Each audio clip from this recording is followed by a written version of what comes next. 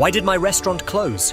When you find out, you'll want justice too. John had built his restaurant with his own hands.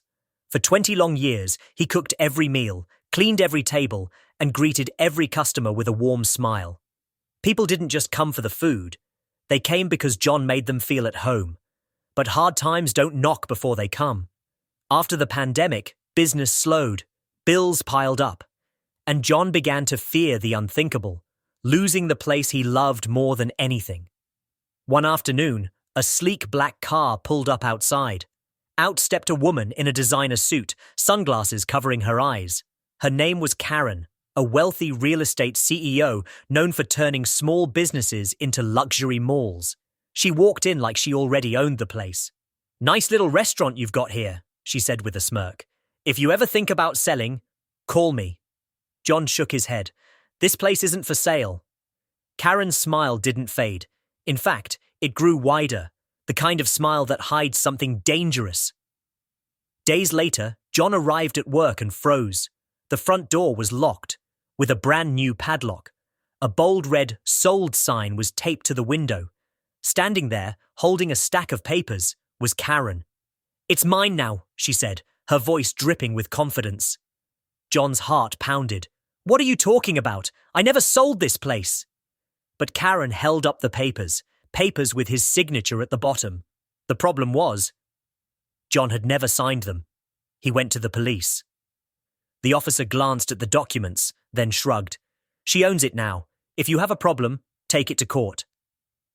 And just like that, 20 years of blood, sweat, and tears were gone. John tried everything: lawyers, appeals, calls to city officials, but no one believed him. Friends told him to move on, but John couldn't, because deep down, he knew this wasn't just business. This was theft. Weeks passed. One cold evening, John sat alone on a park bench, staring at the empty street.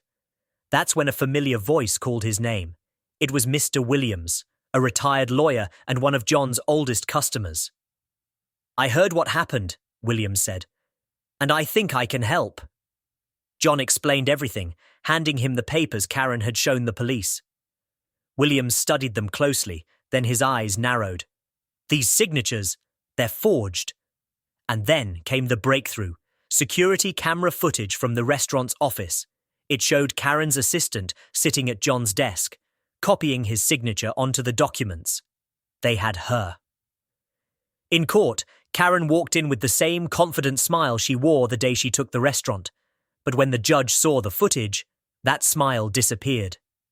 "Ms. Karen," the judge said firmly, "you are guilty of fraud and forgery." Gasps filled the courtroom. The verdict: Karen would return the restaurant immediately and pay damages. A few months later, the grand reopening banner hung proudly above the door. Neighbors, friends, and customers lined up outside, cheering as John cut the ribbon. "This place isn't just a building," he told the crowd. "It's my life." The applause was loud, but John's smile was louder. As for Karen, she learned the hard way that when you take what isn't yours, justice will find you.